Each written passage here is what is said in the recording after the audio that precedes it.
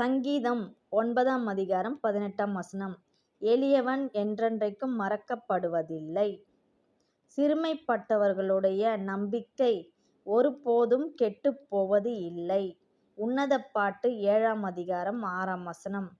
மனமகிழ்ச்சியை உண்டாக்கும் என் பிரியமே, நீ எவ்வளவு ரூபவதி, நீ எவ்வளவு இன்பமுள்ளவள்.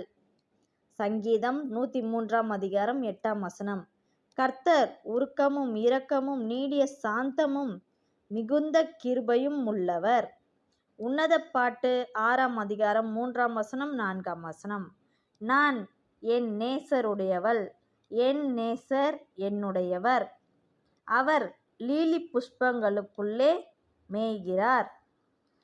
என் பிரியமே, நீ திரிஷாவைப் போல் சௌந்தரியமும் எருசலேமைப் போல் வடிவமும் கொடிகள் பறக்கும் படையைப் போல் கெடியுமானவள். ஆமென். கண்ணீர் யாவும் கனிவோடு துடைத்திடுவார், என்ன மதின் ஏக்கங்கள் தீர்த்திடுவார். மரணமில்லை, மனநோயின் துயரமில்லை, அலறல் இல்லை, அழுகையின் சோகமில்லை.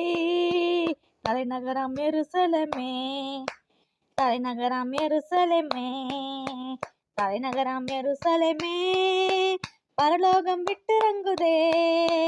அலங்கார மணவாட்டியா அழகாக ஜொலித்திடுதே.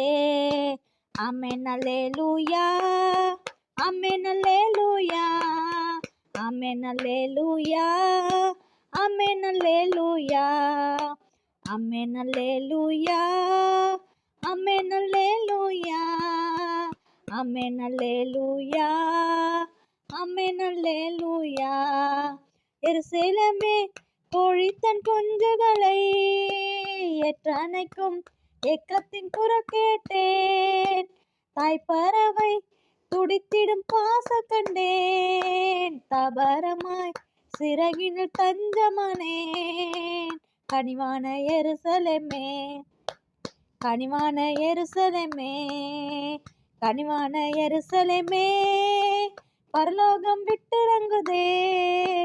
அலங்கார மணவாட்டியாய் அழகாக ஜொலித்திடுதே.